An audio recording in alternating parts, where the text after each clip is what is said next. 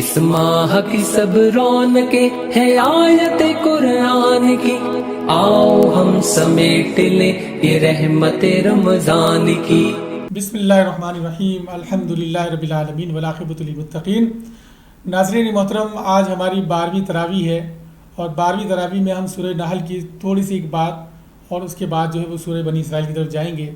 تو 12ویں تراویح کے اندر جو ہے وہ سورہ نحل کی آیت نمبر 90، جس کو قرآن مجید کی جامع آیت کہا جاتا ہے، تو اللہ تبارک و تعالیٰ نے وہاں پر یہ ارشاد فرمایا کہ ان اللہ یأمر بالعدل والاحسان وایتاء ذی القربى وینہی عن الفحشاء والمنکر والبغی، کہہ کر اللہ تبارک و تعالیٰ نے 3 چیزوں کا حکم دیا اور 3 چیزوں سے جو ہے وہ روکا۔ تو مولانا مودودی رحمۃ اللہ علیہ فرماتے ہیں کہ اس مختصر سے فقرے میں جو 3 چیزیں بیان کی گئی ہے وہ پورے معاشرے کی درستی کا اس کے اوپر انحصار ہے۔ آگے جا کر اللہ تبارک و تعالیٰ نے حضرت ابراہیم علیہ السلام کی تعریف فرمائی، کیونکہ وہ پکے معاہد تھے، تو ان باوجود آزمائش اور ابتلا کے وہ مختلف مراحل میں اپنے اس بات پر قائم رہے، تو اس لیے اللہ تعالیٰ نے ان کی وہاں پر تعریف فرمائی۔ آگے جا کر جو ہے 15ویں پارے میں سورہ بنی اسرائیل کا آغاز ہوتا ہے، اور سورہ بنی اسرائیل جو ہے وہ مکی صورت ہے۔ اس کے 2 معروف نام ہیں، اسرا اور بنی اسرائیل۔ اسرا اس لیے کہ معراج کا واقعہ ہے، اللہ تعالیٰ نے نبی کریم صلی اللہ علیہ وسلم کو معراج کی طرف جو ہے وہ سفر کروایا تھا، اور بنی اسرائیل کا تذکرہ اس لیے کیا گیا ہے، اس میں کیا گیا ہے، تو اس لیے اس کا نام جو ہے وہ سورہ بنی اسرائیل بھی ہے۔ تو واقع معراج کے حوالے سے یہ ہے کہ اللہ تبارک و تعالیٰ نے اس معراج کے سفر میں جو ہے وہ نماز کی فرضیت کا حکم دیا، اور نبی کریم صلی اللہ علیہ وسلم ابتدائی طور پر تو 50 نمازیں لے کر آئے تھے، لیکن بعد میں پھر کم کرتے کرتے وہ 5 نمازوں تک محدود ہو گئی، اور وہ جو مختلف آسمانوں پہ انبیاء سے ملاقات ہوتی تھی تو وہ انبیاء کے کہنے پر وہ جاتے تھے، پھر بآخر میں انہوں نے کہا کہ اب تو مجھے شرمندگی ہوتی ہے کہ میں جاؤں اور اپنی نمازوں کو کم کراؤں۔ تو بہرحال اللہ تعالیٰ نے اس کے بارے میں آیت نمبر 78 میں فرمایا کہ اقیم الصلاۃ لدلوک الشمس الی غسق اللیل وقرآن الفجر ان قرآن الفجر کان مشہودا، کہہ کر 5 نمازوں کا تذکرہ یہاں پر فرما دیا۔ اسی طریقے سے اللہ تعالیٰ نے یہاں پر تہجد کا بھی ذکر فرمایا ہے کہ وَمِنَ اللَّيْلِ فَتَهَجَّدْ بِهِ نَافِلَةً لَكَ عَسَىٰ أَن يَبْعَثَكَ رَبُّكَ مَقَامًا مَحْمُودًا۔ اور اسی طریقے سے اللہ تعالیٰ نے ایک دعا بھی سکھائی ہے، وَقُلْ رَبِّ أَدْخِلْنِي مُدْخَلَ صِدْقٍ وَأَخْرِجْنِی مُخْرَجَ صِدْقٍ وَاجْعَل لِّي مِن لَّدُنكَ سُلْطَانًا نَصِيرًا۔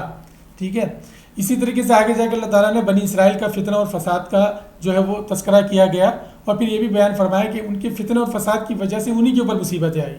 پہلے مرحلے میں بخت نصر کو ان کے اوپر مسلط کر دیا حضرت شعیب علیہ السلام کو تکلیف پہنچانے کی بنیاد پر، اور دوسری مرحلے میں زکریا اور یحییٰ علیہ السلام کی شہادت کی بنیاد پر ان کے اوپر بابل کا بادشاہ جو ہے وہ مسلط کر دیا۔ آگے جا کر اسلامی آداب اور اخلاق بیان کیے گئے ہیں، جس میں ناپ تول میں کمی ہے، جس میں اولاد کو مفلسی کے ڈر سے قتل کرنا ہے، ولا تقتلوا اولادکم خشیۃ املاق، اور اسی طریقے سے زمین پر اکڑ کر نہ چلو، کہہ کر یہ فرمایا کہ ولا تمشی علی الارض مرحا، کہ زمین پر اکڑ کر جو ہے وہ نہ چلو، اور آخر فرمایا کہ اللہ تعالیٰ کے ساتھ کسی کو شریک نہ ٹھہراؤ۔ تو اور بہت ساری آیت نمبر 23 سے لے کر 39 تک آپ دیکھیں گے تو آپ کو اسلامی آداب و اخلاق ملیں گے۔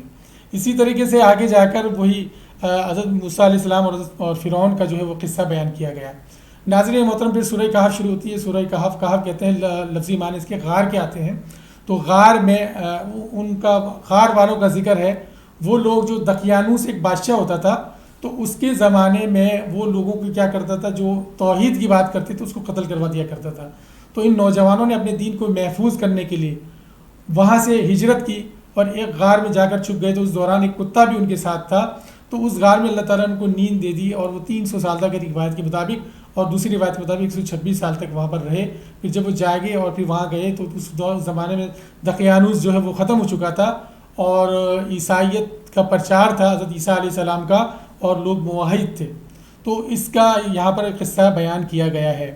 تو ناظرین محترم، یہاں پر مختصر طور پر اگر کہا جائے تو اللہ تبارک و تعالیٰ نے حضرت موسیٰ اور فرعون کے واقعے کو لے کر اور اصحاب کہف کے واقعے کو لے کر لوگوں کو اس بات کی تلقین کی ہے کہ دنیا میں اگر کامیاب زندگی گزارنی ہے تو ہمیں توحید اور موحد بن کر اس دنیا میں اپنی زندگی کو گزارنا ہوگا۔